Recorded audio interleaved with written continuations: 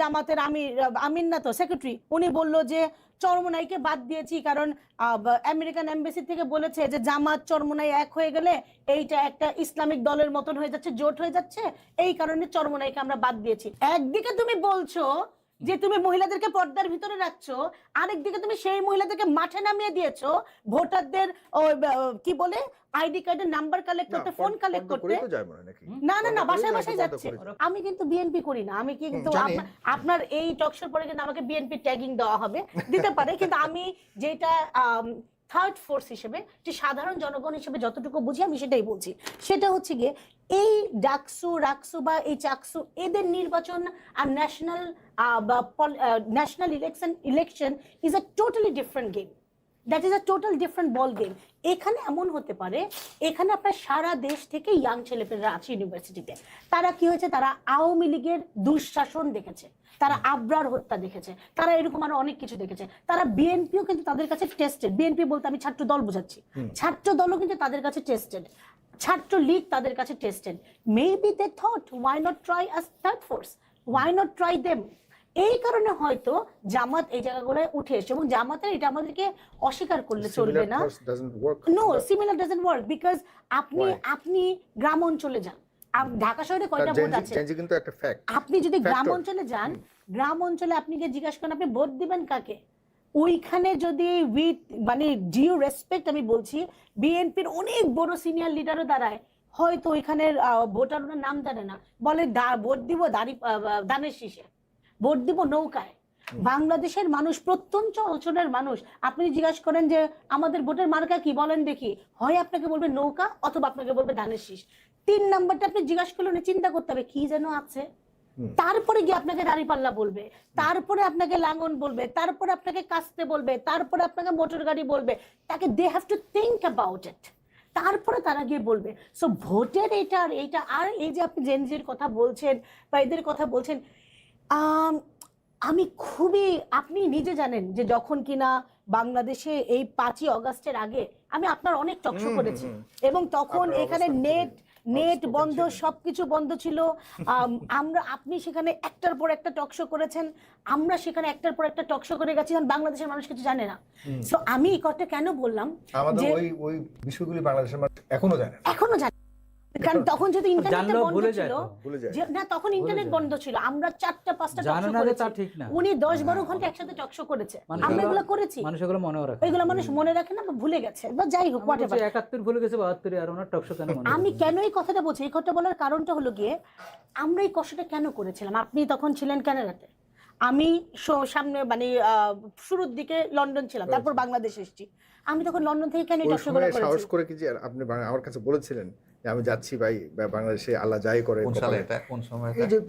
24-এর আমাদের 5 আগস্টের আগে দিয়ে, তখন তো বাংলাদেশ থেকে সবাই চলে যাচ্ছে বিদেশে, সে বাংলাদেশে আসতেছিল। আচ্ছা, যাই হোক, তো তখন কি হলো, আমরা এই কাজগুলো কেন করেছি, আমরা ছেলেগুলোর উপর ভরসা করেছি, আমরা ওদের পিছনে দাঁড়িয়েছি। এই ছাত্ররা তো শুধুমাত্র এই ছাত্ররা এই হাসিনাকে পতন করিয়ে দেয়নি, এই পতনটা আপনাকে এইটার স্বীকৃতি দিতেই হবে, এটা ছাত্র জনতার আন্দোলন ছিল, এই কথা আমি আপনার টকশোতে বারবার বলেছি। এখানে বিএনপিরও কৃতিত্ব ছিল, এখানে অন্যান্য দলের কৃতিত্ব ছিল, এখানে গণতন্ত্র মঞ্চের কৃতিত্ব ছিল। ওনারা সবাই মিলে এটা কি হয়েছে, ওনারা একটা বীজ বপন করে এটাকে আস্তে আস্তে নার্চার করার পরে ছেলেগুলো কি করেছে, এটা ভলকানিক ইরাপশন করেছে, বাট এটা নার্চার করেছে কিন্তু পলিটিক্যাল পার্টিস গুলো। সো আমি যেটা বলতে যাচ্ছি সেটা হচ্ছে গিয়ে এই যে আমরা যে ছেলেগুলো, যে আপনি বললেন যে যখন সবাই চলে যাচ্ছে আমি চলে এসেছি কেন, বিকজ আই থট ওদের পাশে আমাকে দাঁড়াতে হবে, I need to go there. So আমি যে এসছি এই ছেলেগুলোর পিছনে যে আমি দাঁড়িয়েছি, কেন দাঁড়িয়েছিলাম, নতুন বন্দোবস্ত হবে, কেন দাঁড়িয়েছিলাম, দেশটা চেঞ্জ হবে, দেশে ফ্যাসিজম বন্ধ হবে, নতুন ফ্যাসিস তৈরি হবে না, সংস্কার হবে, দেশটাকে আমূল পরিবর্তন হবে। 71-এর আমাদের মুক্তিযুদ্ধের পরে যেই বাংলাদেশের স্বপ্ন দেখে আমাদের মুক্তিযোদ্ধারা যুদ্ধ করেছিল, কিন্তু যেই বাংলাদেশ তখন ওনারা তৈরি করতে পারেননি, সেটা হয়তো আমরা এবার তৈরি করব। এই কারণে তো আমরা ছেলেগুলোর পিছনে দাঁড়িয়েছিলাম, কিন্তু আলটিমেটলি আমরা কি দেখেছি, এই ছেলেগুলো জামাতের সাথে চলে গেছে, তারা তো তাদের দরকার ছিল না, তারা তো চাইলে একটা থার্ড ফোর্স হিসেবে দাঁড়াতে পারতো, হয়তো প্রথম দিকে তারা কিছু করতে পারতো না, 5টা সিট পেতো, 10টা সিট পেতো, কিছু না 3টা সিট পেতো, কিন্তু মানুষ তো বলতো যে এটা থার্ড ফোর্স, আজ হোক কাল হোক তাদের পিছনে এসে মানুষজন দাঁড়াতো। এখন তারা কি করেছে, তারা জামাতের পিছনে চলে গেছে। আপনি যদি আজকে যদি আপনি 5ই আগস্টের আগের কথা চিন্তা করেন, ওদের ডাকে আমি রাস্তায় নেমেছি, চলে এসেছিলাম, আজকে ডাকলে আমি যাবো? আই এম সরি, আমি একদম ওপেন এয়ারে বলছি, আমি তো যাবো না, বিকজ দে আর বায়াস নাও। এখন তারা আমার দেশের কথা চিন্তা করছে না, এখন তারা ক্ষমতার কথা চিন্তা করছে, এখন তারা পকেটের কথা চিন্তা করছে। যারা কিনা বলেছিল আমার পকেটে মানি ব্যাগ থাকে না, কারণ আমার মানি ব্যাগে টাকা রাখার মতন টাকা আমার কাছে নাই, সে কিভাবে 200 গাড়ি দিয়ে শোডাউন দেয় বলেন আপনি আমাকে? তারা বলে এখন বলে তাদের এত টাকা আছে যে তাদের বলে বাবা দাদা এত টাকা দিয়ে গেছে, তারা আরো 2 জনম বলে খেতে পারবে, তারা জমিদারের সন্তান। কিন্তু 2000 কোটি টাকা ঋণ খেলাপিকেও আমরা এখন আমি মাথায় রাখতে হবে ওরা কিন্তু কোটাই আন্দোলনে এবং আপনি দেখেন তারা কোটা না মেধার আন্দোলন করে তারা প্রত্যেকে কোটার মাধ্যমে গিয়ে সিটে বসেছে, কোটার মাধ্যমেই কিন্তু এখন তারা আসন সমঝোতা করছে, যেটা কিনা আমরা আমাদের স্বাধীনতার পর থেকে দেখে এসেছি, সেটা এখনো কিন্তু তারাই করছে। সো তাদের উপর এই যে আপনি যে বললেন জেনজির কথা, যে জেনজিতে প্রভাব ফেলে, কারা প্রভাব ফেলে? এই জেনজি না, এই যে আমি বলছি যে জেনজি তো এই বয়সটা, এই যে বড় ধরনের একটা ভোটার 5 জনের কথা বলে রাখি, ওখানে 5 কোটি জেনজি আছে। এইখানে আপনি আর আমি যেটা বলতে যাচ্ছি যে ভোটের রাজনীতিটা আলাদা, বিএনপির একটা ভোট ব্যাংক আছে, আর এই 5-7 জন এবং আপনি কি মনে করেন করে, আমি একটু বলি, এই 5-7 জন যারা করছে তাদেরকে স্টিগমাটাইজড করে আপনি টোটাল যে আয়োজনটা ছিল, টোটাল যে লোকজন ছিল, আমি আপনি সে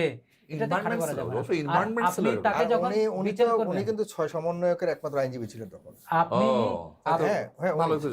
আচ্ছা আমি তো আমার জায়গাটা শেষ করে নেই তাহলে প্লিজ। সো আমি যেটা বলতে চাচ্ছি যে জামাত ওরা যা করুক এইগুলা হচ্ছে, তারপর হচ্ছে কি তাদের এই যে স্ট্যান্ডবাজি মানুষজন বোঝে, এই যে বলতেছে কি নারীদেরকে 5 ঘন্টা কাজ করতে হবে, তারপর বাসায় থাকবে, তাদেরকে ওখানে টাকা দেওয়া হবে।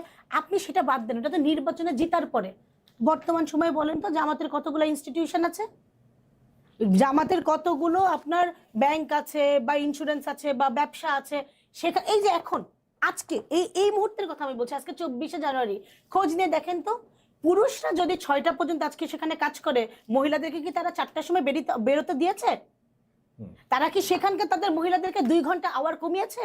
বলেছে যে না আমাদের যেহেতু এটা নির্বাচনী হাতে আছে, আমরা তো এটাই বিশ্বাস করি, তোমরা মহিলারা 2 ঘন্টা কম কাজ করো, উইথ ফুল পেমেন্ট দিয়েছে? তারা মহিলাদেরকে কোথাও দিচ্ছে না। এইগুলো হচ্ছে তাদের স্ট্যান্ডার্ড। শুধু তাই না, আপনি যদি দেখেন তারা জুলাই সনদে সাইন করেছে, তারা সবকিছু করতে যাচ্ছে।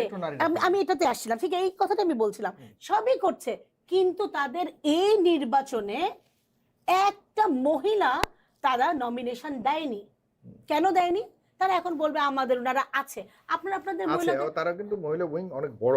হ্যাঁ আমি জানি তাদের মহিলা উইং অনেক বড়, এবং এটা আপনি খালি বড় বলছেন, আমি আরেকটা কথাও বলি, তাদের মহিলা উইং খালি বড় না, তাদের মহিলা উইং অত্যন্ত ম্যানিপুলেটিভ উইং। তাদেরকে দিয়েই তারা সব জায়গায় গিয়ে ভাইয়া আঙ্কেল নাম্বারটা দেন, এইটা দেন, আপনার একটু কি বলে ভোটার আইডির এই নাম্বার দেন, ফোন, এগুলো তো সব মহিলাদেরকে দিয়ে করাচ্ছে কনভিন্স করার জন্য।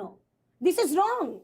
একদিকে তুমি বলছো যে তুমি মহিলাদেরকে পর্দার ভিতরে রাখছো, আরেকদিকে তুমি সেই মহিলাদেরকে মাঠে নামিয়ে দিয়েছো ভোটারদের কি বলে আইডি কার্ডের নাম্বার কালেক্ট করতে, ফোন কালেক্ট করতে।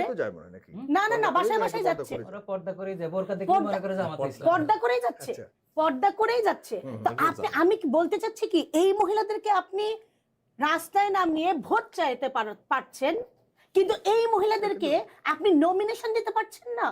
এটা একটা প্রশ্ন। আমার সেটা কথা, আমার উনারা বাসায় যাওয়া নিয়ে নাম্বার চাওয়া নিয়ে আমার সমস্যা নেই, কিন্তু আমার কথা হচ্ছে আপনি ওনাদেরকে আপনার সকল কাজ করাতে পারছেন, কিন্তু গদিতে বসাতে পারছেন না। কি সমস্যা আপনার? আপনি একটা মহিলা আপনার দলে যোগ্য একটা মহিলা নাই যে মহিলাকে আপনি নমিনেশন দিতে পেরেছেন, যে মহিলাকে আপনি সামনে আনতে পেরেছেন। উল্টা ওই যে কি জানি একটা দেখলাম, এনসিপির একটা মেয়ে, সে তো প্রার্থী ছিল, এই তো 2-3 দিন আগে, কি মিতু মনে হয় নাম নাকি কি জানি, আমি ভুলে গেছি, সরি। সে দেখলাম 2-3 দিন আগে বলছে যে আমাদের ক্যান্ডিডেট আমার ওই ফয়জুল ভাইয়ের কাছে আমি আর ভাইয়ের রেসপেক্টে আমি আর দাঁড়ালাম না। আমি মনে মনে বলি, আপা তুমি ভাইয়ের রেসপেক্টে না, তোমাকে চাপ দিয়ে বসিয়ে দেওয়া হয়েছে। সো যাই হোক, ওনাদের এখানে ওনারা সব করবে, কিন্তু ওনারা আমাদেরকে এই যে দেখালো, এই যে কি জানি শারিয়ার কবির, ওনার একটা ইয়া দেখলাম, উনি বললো কি বললো, ওনার ঘরটা লিখে রেখেছি, দাঁড়ান। উনি বলেছে যে দাঁড়িপাল্লা কবরে গিয়ে আল্লাহকে অন্তত বলতে পারবেন দাঁড়িপাল্লায় ভোট দিয়েছেন।